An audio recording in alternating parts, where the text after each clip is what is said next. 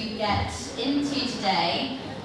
First of all, because as a nutritionist it's very difficult, my message is purely to educate you on the food we eat and the benefits, or as we discussed, you can't say healthier or unhealthy or good or bad, or what your diet can do for you. The reason I wanted these lovely people here today is because there's another level to that now that we're all becoming more conscious of. There's something else we need to consider. Now, introducing first of all over here, we've got the wonderful Mark. He is a professor of climatology at University College London and features in David Attenborough's climate change documentary, and I have his book, which is absolutely incredible, so highly recommend as well. And we have Venetia, who is not only just a dear friend, a producer, a presenter, a podcaster, a sustainability activist, and I think between them both, we're going to get a very well-balanced and informative amount of information today. So I think we're going to start, Venetia, if I start with you. What are some simple and easy changes that we can all make day to day? We're going straight in. We are going straight in. Oh my gosh, okay. Well, let's start with thinking about how you got here today. Or maybe let's move up earlier than that. You woke up this morning, you maybe had a shower. I'm a big fan of cold showers first thing. Already that's a little panic saving hack. Boiled the kettle for a cup of tea this morning. Did you boil more water than you need? Water's a really precious resource. It's something that we should be thinking about, something we're going to need to be thinking about even more. I think our reliance on water is going to go up by 55% by 2050, and yet a lot of people are going to be really in it. We're going to be in water droughts.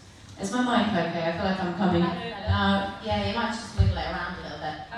And then hopefully to get here, where am I at? I mean, so Just keep going with it and it'll... This morning, to get here, hopefully you took public transport or you walked. It's all about just making these simple steps. Okay, and then I think as I'm looking around here, I'm seeing quite a few reusable water bottles and coffee cups. And all of this stuff is really important, and these small changes are absolutely instrumental in keeping you motivated and making sure that you make change every single day. There's also some big stuff that we can talk about and think about as well. A big one for me is fashion. Fast fashion is one of the most detrimental causes of climate change. We're going to talk about that in a bit. What else can we... I mean, they're good tips to start with. Okay, yeah. I think it's once you ask me that, I can just run.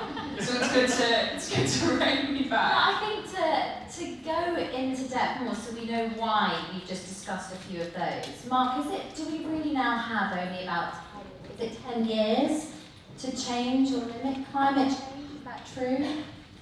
Okay, so this is a classic myth that has been produced by the media because it sells. Okay, does that matter?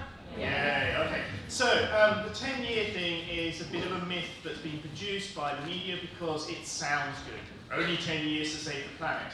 As scientists, what we've done is look at how quickly can we decarbonise? How quickly can we actually take the whole of society and get down to zero carbon? And the key thing is, in some of the key reports, we said we must act in the next 10 years to change our society so we're on the right path to decarbonise. That's slightly different. Now, as a scientist, I can tell you that if we take 14 years and we then do it much quicker after those 14 years, we'll get to the same result. So it's a bit more complicated than just save the planet in 10 years, because after 10 years everybody goes, okay, done it, give up. So, important thing is that we have to understand that all countries have to decarbonise by 2050.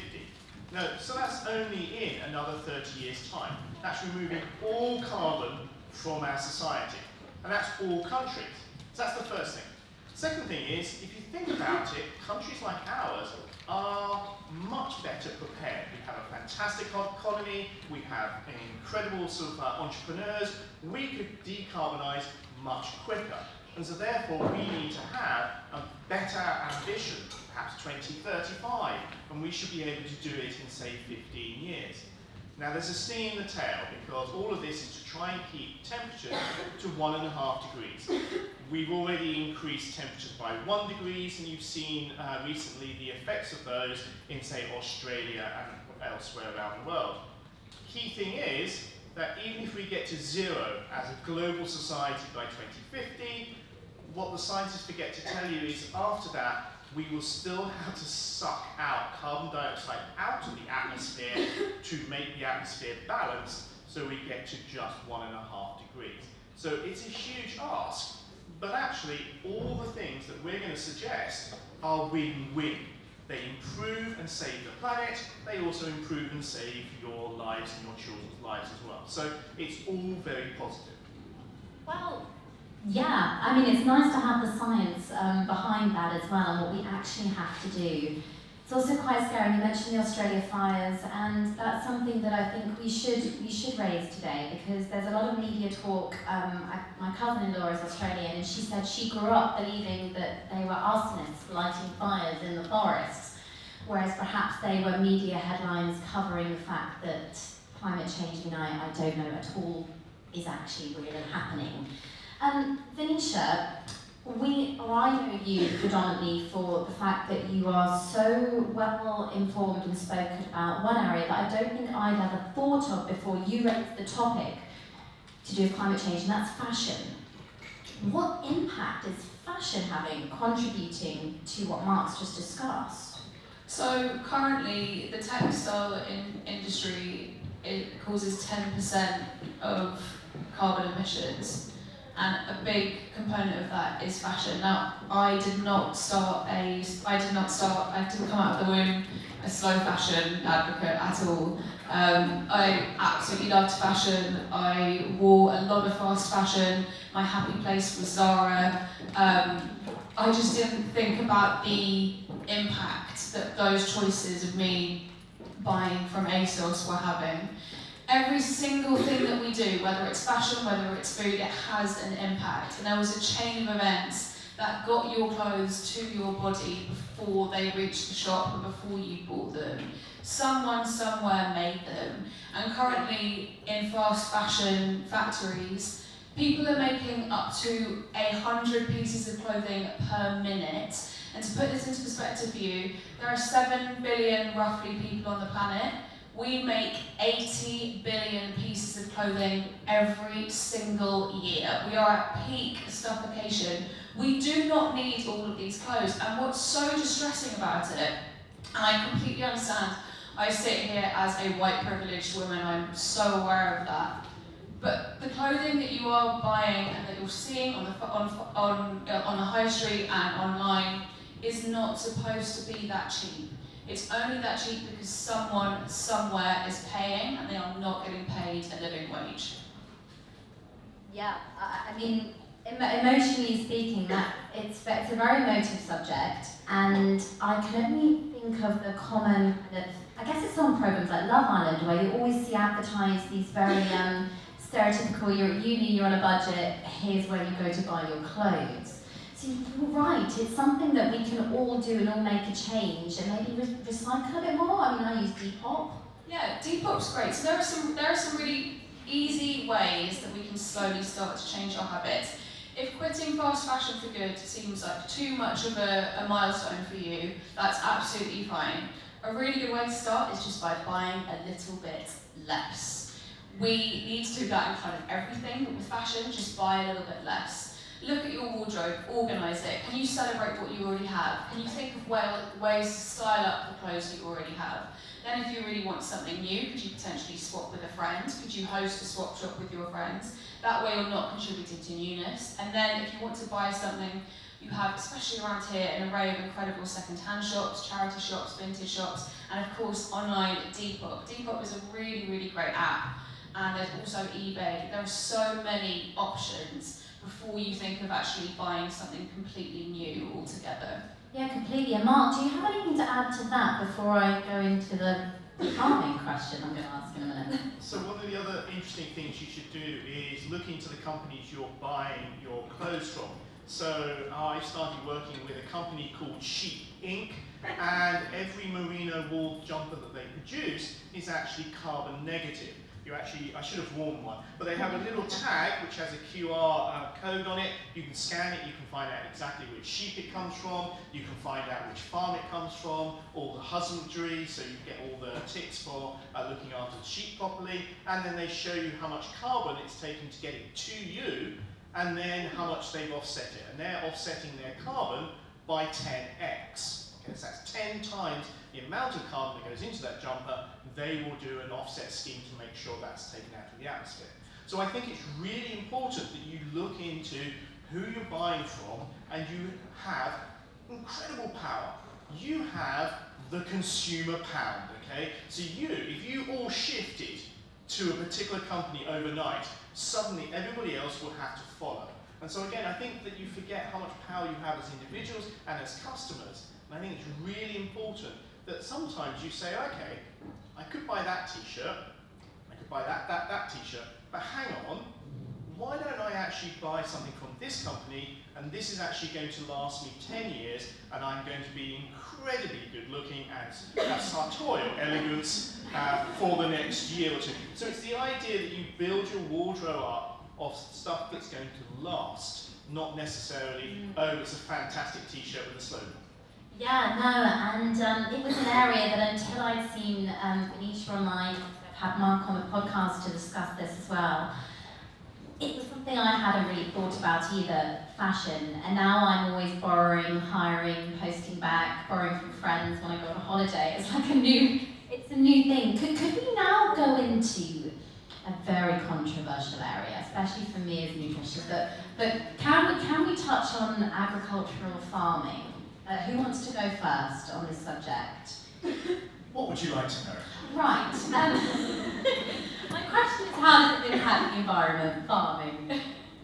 Okay, so let's put some facts out there. At the moment, 25% of the land surface of the Earth, which includes Antarctica in that calculation, is used for us. That is farming, where we live, and all the forestry that we use for producing our goods, okay? 25%. So agriculture is a huge contributor to greenhouse gases, but also it keeps 7.7 billion people alive. So you have to balance that out. Now the interesting thing is that different types of agriculture have different impacts. And again, what it is about trying to shift the concepts and make sure that you actually grow the right crops in the right area to minimize the impact. And again, sometimes your choices of what you buy and what you eat will have a huge influence on agriculture. So for example, in this country, we should be reducing the amount of livestock we have on the land, and we should be increasing forests, and we should be going for a more plant-based diet. Yes. Just to add to that, if anyone is taking part in Veganuary this month, not only are you saving enough forest, which is probably the equivalent to the average UK home, you also save the lives of 30 animals, which is amazing. And as someone who spent the majority of their life worrying about what they should eat because of how it was going to make me look, suddenly going vegan, and there's no pressure, I know not going vegan isn't right for everyone, and that's totally okay, but for me, suddenly it wasn't about me, it was what I was doing. I was saving lives, I was saving forests, I was saving water, and oh my goodness gracious me, nothing feels as good as when suddenly the focus isn't on you anymore. And it's the same with fashion, it's the same with all these conscious steps. When it's no longer about you and it's about what you're doing to save the planet, it feels so good and it spurs you forward.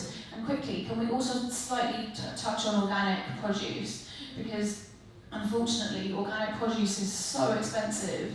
But if we as a nation switch to buying organic produce only, we would apparently increase carbon dioxide pullback by 68%, which is the equivalent to taking 1 million cars off the road. So hi, can we make organic farming the standard in the UK, please? Well, this again, I'm actually glad you brought it up, because what we've discussed, so this is why for me as a nutritionist I have these two lovely people here, because Nutritionally speaking, there's no benefit. But environmentally speaking, if you can afford it, perhaps there is. I mean, Mark, would you agree with that? I have to be very careful here. It's hard. Okay, so the problem with farming is that if you can do it as efficiently as possible, so you can plant the right crop in the right area, you can put pesticides in the right place at the right time, and you can put fertilizers exactly where it's needed, then that becomes very efficient. The problem with organic foods is they sound great, but what we forget is that 20% of all crops are lost due to fungus, okay? That's in the actual ground. And then another 20% of crops are lost when they are stored from fungus. So the problem is that absolutely we should be reducing the amount of fertilizers and pesticides that we use, and anti-fungicides, but we are at war with nature because we're trying to produce as much food and stop nature stealing from us as much as possible. So it's a balancing act. So yes, we should be reducing all of those. We should be using technology to make farming as efficient and as good as possible. That doesn't always necessarily mean organic. Well, what about, Venetia, I'm going to hand it over to you because I think this is an absolutely fascinating discussion and one that has to be had. And we clearly don't know the full picture yet. But surely even food waste is something that we can actively, as well as deciding what types of foods we buy, we can control. Absolutely. So food waste is another huge contributor to climate breakdown. Currently, we throw away 1/3 of the food we produce globally. 1/3. So you can actually make some really big changes yourselves to combat this. When it comes to your food, eat what you have. It sounds really simple, but eat what you have. And use the leaves on your cauliflower. Use the leaves on your cauliflower, use your broccoli stems, use your herb roots, use it all. And then, when you can't eat something, let's say that little top bit of a parsnips are in season as well, yay! Make sure you put it in a food waste bin. Now, if you live in London, hopefully you have a food waste caddy. If you don't, hound your council until they give you one. We need to be segregating our food waste from our landfill waste, from our recycling waste, because, and Mark can back this up, I hope, if our food waste mixes in with our landfill waste and ends up as landfill, it's only going to create methane. So all of those cows farting that we talk about that create methane, food waste mixed with landfill waste will do the same thing. I mean, Mark, recycling was something I remember asking you about. It's tough, isn't it? Even when we're talking, I'll let you touch on food waste, and then I want to ask you about plastic. Okay. What a jump. Okay, so the great thing about, if you can recycle your food waste, it is really important, because what you don't necessarily realise is that goes straight to a power station, it goes into anaerobic digestion, and it generates energy and electricity for you. Okay? So it's never wasted. Okay? It's not stuck on the land like that. It's a wonderful cycle. There you are. The circular economy. Yes. Okay. Right. What else did you ask me? Hang on. I'm jumping because there's so many topics, and I'm just thinking, it's so overwhelming of the topic. Plastic. Plastic. Okay, so this is again where you need to use your consumer power, okay? I regularly hound on Twitter the supermarket when I basically found that you had a coconut with plastic wrapping around it, with a plastic bun in it, and a straw. So people didn't have to open it. They could just drink the coconut milk from it. It's that stupid things. Having Marks and Spencer's when they wrap individual slices of melon because you're not able to use knives anymore, okay? I mean, come on, so I think there is a real movement there. And what's interesting is it's starting to be picked up by the media, and it's been brilliant because there is a shift. So again, what you should do is when you go into supermarkets is try to select things that don't have as much packaging. And again, please think about bringing your bags, making sure that you use paper bags. And again, this is a really interesting debate because for years you've been told, don't print out your emails, save the planet. Unfortunately, guess what? Paper bags is really sustainable because the companies that produce paper replant the trees that they cut down, otherwise they wouldn't have a business. So I work a lot with the paper industry to make sure it is as sustainable as possible, and it's a lot more sustainable than plastic. I mean, to interject a little bit, and I'm going to ask Venetia on this as well, because I support Mark all the time on Twitter, and I see you're very active, and it's wonderful to see. I think supermarkets now are, because of this noise, they are making differences. Some of them have got rid of the plastic or it's all recyclable. One of the things I didn't realise until the plastic podcast was that biodegradable isn't actually a thing. Venetia, do you want to jump in and discuss? No, I think you can go for it. Yeah, so basically we're seeing so much greenwashing now in both fashion and also with food and with packaging. So often when you go into a cafe, and I see this all the time in London, they'll say, don't worry, all of our packaging is compostable. Is it home compostable? Because that's the only thing that is actually compostable for us as consumers. When we throw away that compostable material in their compostable, in another bin, it doesn't biodegrade. And they need to make sure that it's all collected by their official London lorry collection service that picks up all of that type of material. Why are we so afraid of plates and cutlery and Tupperware? If you have plastic Tupperware, don't worry that it's plastic, use it. When you leave your house in the morning and you think you're going to be going to a food festival or you're going to be somewhere you're eating food, take your Tupperware box, take a little napkin with you, take a knife and fork, take your keep cup, take your bottle. Yes, it means you are constantly a bag lady, but by golly gosh, it feels good when you can turn down that plastic. And I think it is good as well that at least we know that recyclable to a degree, with that the correct mark, is better than the biodegradable compostable thing that we read. Well, I think the one thing to be aware of is that we're never going to get rid of plastic, okay? It is so useful, okay? It has completely changed medicine, it's completely changed how you store food, etc. So the first thing is, it's not all plastics are evil. It is, okay, it is now causing pollution in our rivers, in our oceans, even in our own gut. That's the next talk. Therefore, what you should do is, how do we actually move the society to more biodegradable plastics that we use more and more? So I think that's really important. The second thing to say is, weirdly about supermarkets, it actually matters who they employ. So a friend of mine, and this is incredibly sort of white middle class, she decided to work for Waitrose. Bless her, and because it's going to save her a fortune on her shopping. But they put her on the job of checking when food was about to go out of date. Overnight, because she is very conscientious, she cut the food waste of this Waitrose by 75%, because of course what she did was she said, oh, that's just about to go out of date, and we'll put it on the discount. And it all sells. So sometimes it's about really simple things, about having really smart people in the right place that actually cuts our waste by allowing us to do the right thing. And just a couple of things that you can do as well. There's an amazing app called Olio. OlioX is their website. You can just download the app. OLIO.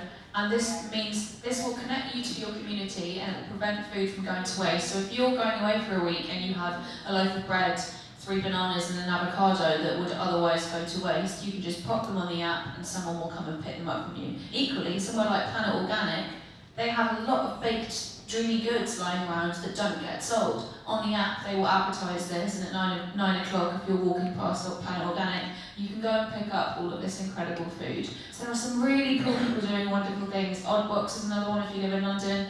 They send wonky vegetables straight to your door. There's also a Karma app which prevents food waste. Lots of cool people doing cool things. Well, this is sounding very, very promising. A subject that is, again, very, very difficult. We've all got to live, and this is the thing, we've all got to enjoy our lives. Let's discuss transportation. Let's just go there. Venetia, you've got the mic now. Would you like to start on perhaps flying? Flight shaming. I have nightmares about this every single night. So I took a lot of long-haul flights last year. I was in a long-distance relationship, and it basically meant that all of my eco-warrior efforts didn't count for anything, because I took so many flights. Something I'd really recommend doing is go to WWF, the website, and have a look at your carbon footprint. And you will really kind of realise that basically flying means that you're taking up more of the Earth's resources than potentially you should be. Now, I am so behind people who have given up flying. I think that is absolutely incredible. Personally, I'm not in a position to do that because I have family now in the US and I'm going to want to go and see them occasionally. But what we can do is we can really celebrate the country we already live in. We can we can go on more staycations. We can offset our flights. myclimate.org is a great way to offset your flights when you do need to fly. And we can just make the most of public transport. It's not really us, unless you're like a mega dog who flies 6 times a month, who are the problem. Maybe Mark can talk about this more. But I think as individuals, again, like all of this stuff, the more we can do as individuals, the more impact we'll feel like we're having in them, the more we'll influence the people around us, and then we have whole communities doing amazing things, and it grows and expands. I'm not that behind flight shaming, but I do think we need to be very wary of glamorizing travel. You will never see a picture of my passport on my Instagram story anymore. Yes, I've done that. I'm the ultimate hypocrite.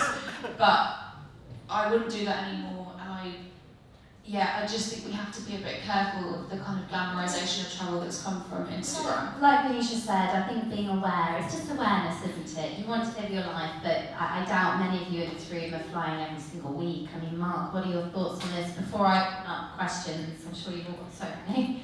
Okay, so flight shaming is a real thing. I get followed on Twitter by lots of wonderful people, but I also get followed by loads and loads of climate change deniers. So as soon as I go anywhere for work, they basically pounce on and go, yeah, see, you don't really care about the planet. It's like, yeah. So the key thing is that there are solutions. I think this is the frustrating thing. It isn't we have to actually stop flying. Okay, that's a classic extreme view. So government, so last week I was on News at 10 basically pointing out the government have no idea what they're doing about flying. Yeah, we should fly more because technology will solve it. The key thing is, what we should be doing is taxing the airlines based on their carbon footprint. So therefore, when EasyJet says we now have really efficient new planes, which actually halve the carbon footprint of you going to a place X, they should actually get a bonus and you should be taxed less. So it allows you, the consumer, to choose low carbon flights. You can then move on to that. If you want to, one of the great things is you can actually make artificial kerosene. Okay? So you can actually take water, you can take oxygen from the atmosphere, and you can combine it and you can make kerosene. Okay? It takes a lot of energy, but you do that from solar power. And basically, if you get oil up to about $100 per barrel, then it makes sense. So you can actually make carbon neutral fuels for flights, okay? But it needs government. So there are certain things in the climate change and sustainability area that we, as individuals, cannot influence. But it's government, and we need to influence government to actually have progressive things that allow us to make the right choices and make sure that we can actually get all of our industry to carbon neutral as quick as possible. Well, influencing government, and of course there's many different types of governments around the world at the moment, which is tricky. Right, opening the floor to questions from you lovely lot. Who wants to go first? There's Rachel at the back, straight away. Lovely lilac jumper. It's a bit... Yeah, go for it. Well, the really interesting discussion, thank you so much. I actually just have a very simple question. How do we eat cauliflower leaves? Carefully. You can buy my husband's book, More Plants, Less Waste. He'll be so... I wish he was here to appreciate that. That was just lost. The only person who would have appreciated it. You can bake them in the oven, really beautiful. Bake them in the oven, olive oil, salt, pepper, any spices that you like, and they'll go really crispy and really delicious. Salt, I think. Yeah, nice bit of salt, nice bit of seasoning. Pop it in the oven. Basically, if in doubt, it's the same with the broccoli stem actually. Just get rid of the really hard out of it, pop it in the oven, and you get that. It's so creamy, that middle bit of the stalk, yeah. And then make sure you compost the little bits on the side. Good question. Over here, babe. I got my challenge as well. Hi, so I actually work for probably one of the biggest fast fashion companies in the UK, and that doesn't necessarily always sit very well with me. And I also come from a place where I'm educated and I'm fairly privileged, so I don't necessarily shop for this said company. But I would also say that their sales are absolutely thriving at the minute. They're doing so well. And again, as a more educated person, I don't know how educated you really need to be to know about how bad climate situation is at the minute. I'm kind of wondering what your opinion is as to what else needs to be done, what else needs to be said for companies like that to start realising, or for people to start realising that the way that they're shopping is actually contributing to that, and therefore companies like this actually having to do something about what they're selling. Like I'm kind of at a point where the contradiction between what is going on in the media and what I'm seeing in terms of sales completely don't correlate, and I don't know what else needs to happen. I mean, before they answer that, thank you first of all for being so honest, so open, and I have huge respect for that, because all of us in this room, we're not saints, and we have to make a living. And it's also, I think to a level, it's because the country is in, I think, the state that it's in, that people need fast fashion, they need cheap things. Well, this is another. So where does he go as, I guess, a country or whatever to make people's options maybe more, I don't know, give people more options? I want to question you two. I had a meeting with one of the CEO of one of the biggest fast fashion companies in the world. It was the weirdest meeting of my life. And I basically said, he said, what do you want me to do? I was like, I'd like you to make less clothes. And he said, if we stop doing that, the next biggest company in the world are just going to take all of our customers and all of our sales. What needs to happen is this needs to come from the government. And I can't remember exactly what was put forward, but just over a year ago, an incredible audit committee put together all of these incredible things that our government should put in place in the fashion industry to make it more ethical and more sustainable, and they rejected every single one. What option does that leave us with? Obviously it has to come from the top. But I do think as consumers there is a lot that we can be doing, and I'm really encouraged by people on a daily basis who are switching up their habits for life. We need to be conscious of the greenwashing that we are seeing companies put out all of the time. When a company says it's doing something really good, whether it's a zero line or a conscious collection, look at how much product they're producing. If they're putting out new clothes every week, every month, it is not conscious. It does not make up for the damage that they're causing. And of course, I do feel like a bit of a dick when I talk about this stuff, because obviously I have the time and the money to boycott fast fashion. I'm in a position to do that. But fashion was never meant to be like this. It was never meant to get this fast. And with the climate crisis at the state at which it's at, we have to change our habits. I just don't think we have any other choice. If Boohoo keep going the way that they're going, it's just going, what's next? It's just, how much cheaper can the clothing get? How much more can they produce? Some of the stats that I showed at the beginning, surely it's just going to implode. What can we do more? The first thing is, I would say, stay in there, okay? You are in the heart of the enemy, you are doing a great job. And I mean that quite seriously, because I have had the privilege of training huge numbers of undergraduates over the years, and they go into really interesting places. And what they do is they act as a little sort of like irritant. Okay? So for example, you may not know that one of the greenest and most sustainable companies in the world is L'Oreal. All the French companies I work with go, we want to be like L'Oreal, it's not fair, you know, we want to compete with them, okay? So again, you should be in there. This year is going to be huge for climate change and sustainability. Last week, I got phoned up by a reporter who remained nameless on Monday going, I've just got this press release from a big company that I can't tell you about, but I'm going to show you stuff. And it turned out to be Microsoft. So Microsoft, the second largest company in the world, said, we are going carbon negative by 2030, full stop. From 2030 to 2050, we are going to take out all of the carbon we put in the atmosphere since our founding in 1975, and that includes our supply chain and our value chain. And I'm looking at going, I'm not even sure how you calculate that, let alone. So again, the second largest company in the world is saying, guess what? We're still going to make a profit, we're still going to be Microsoft, we're just going to do this the right way. And so I think this is going to be a huge change. Again, people will always want faster. Okay? So that company's never going to go out of fashion. But if you can shift, and one of the really interesting things when I talk to CEOs, and they are very weird people, is that the key concern about sustainability and climate change is actually about employment. They go, you know, we've had to take it seriously in this company. Why? Because then I can't get the best people. Because the best people, you lot, don't want to work for companies who don't take it seriously. So you're in the right place at the right time, and I reckon in a year's time when you come back here, you'll be going, yeah, it's all changed. I hope so. I think we've got time for one more question. I'm sorry, there are so many in the room now. Do listen to the podcast.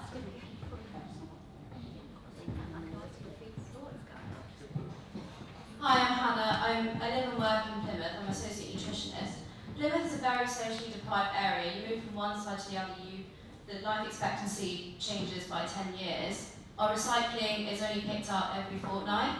You have to pay to get a food waste caddy, and then you have to sort out getting it changed yourself. They won't take your recycling if there's something in there that they don't recycle, and often they charge you if you put the wrong waste in. So it's really hard down in the West Country when we are literally fighting a losing battle. So I'm trying, but there's really not much. Because people in Plymouth don't have a lot of money. They don't want to pay to take their recycling somewhere else. So as where I work, we are trying to raise the profile, but it's people don't want to know, and I don't know what else we can do to sort of change that. It's more of an observation than a question, but. Yeah, that sucks. It really does. Could you have a meeting with your local constituency member? Could you write to them? Writing letters is actually really, really helpful. I think when you write a letter, people really listen. Obviously, there's social media too, it's a great way to get attention. Could you write to your local MP and really kind of say, like, you're not giving us the resources that we need? I mean, equally in London, I kind of get concerned about the recycling thing because they just seem to take all of our recycling. And I know that some people on my street are using recycling bags for their landfill bags, and they still take it, which kind of further proves some of the theories that I think we only recycle about 10% of what we actually put to recycle in the UK. But I'm so aware that this is really an issue of privilege, and ultimately, it's the most privileged among us who have caused the most damage. But yeah, I mean, that's really disheartening to hear. I think really lobbying your local constituency, and then also this is why I get behind Extinction Rebellion, because they are encouraging more and more activism, and actually, really, we all need to be activists for the planet at this point. All of us, we all need to be advocates for the planet, and we all need to be activists for the planet. So if something in you is sparked today, maybe look at Extinction Rebellion in your local borough and see if you could go along to one of their meetings and see if you can be part of their activism. I think that's great. I mean, Mark and Venetia, could you both summarise and leave your food for thought with us about today? Because I know, I can just see it on your faces, that this has sparked a huge, lots of thoughts going on right now. What would you leave everyone with today? Okay, so I'll try and get my list of actions you should do. The first thing you should do is go out and talk about this to everybody, okay? The really weird thing is saving the planet seems to be something that you can't talk about because, you know, people might get upset about it. Just go and talk to everybody about it. What you're doing, why is this an issue? It's going to be in the media every single day for the whole of this year until the government fuck up Glasgow in December. which is of course where the negotiations are. Simple things you can do. Change your electricity at home. Switch to a green tariff. You probably even save money. Ding! You've done it and you can feel good about yourself. Okay? If you happen to have a pension, some of you may have, make sure that pension doesn't invest in fossil fuels. If you work for a company, so for example, UCL has suddenly seen the light after 10 years of banging my head against the wall, and guess what? No corporate functions will have any meat served. There will be vegetarian and there will be vegan options. Bang, okay? We will now de-invest from all fossil fuels. Bang, okay? These are things you can do at work. You can also look at your own diet and basically say, I'm going to move to a more plant-based diet, okay? I love the term flexitarian, okay? I'm sure I'm still going to have my steak occasionally. Am I allowed to say that? Right, okay. Yeah. I just need my steak occasionally. So, No judgment in this room. yeah, right. And again, you can start thinking about how do you actually change your daily lives? How do you actually walk more, cycle more, use public transport, and if you can, reduce the amount of flying. Only do it if it's essential for your work or your relationship. Yeah, got that for you. Right, okay. So there are lots of positive things you can do, and the last thing is protest and vote. Because again, the biggest problem that you have is poverty. Okay, this is the 5th richest country in the world. We should not have any poverty. There are lots of ways to solve poverty. Universal basic income is one of my absolute passions, because if you give people money and the choice of what they do, then suddenly fast fashion will sort of reduce. People will make the right choices. They can actually have choices because they've got enough money to sustain themselves. Mark's basically covered everything, but just a couple of things. When you're next, Oh, sorry, we have that one, that's right. when you're next in a fast fashion store or any clothing store, even if your piece of clothing that you're looking at was made by monks and unicorn juice, when you touch it and you try it on, does it make your heart sing? Is it going to add value to your life? If it's not, do not buy it. The other thing I would say is our devices and tech. Tech is the largest growing area of waste. If you have come to the end of your life with your laptop, make sure you recycle it responsible and spend less time on your phone, spend less time on your laptop, spend less time on your devices. These things are really, really energy intensive. Switch off your phone as much as you can. And finally, the greatest way that we're going to solve climate change, correct me if I'm wrong, is educating girls. And there are so many women in this room right now, and there are so many women around the world who do not have access to proper education. The more women we can educate, the more we can save girls and the planet. So do look in, when you want to support to a charity, look at supporting a charity that's going to educate women.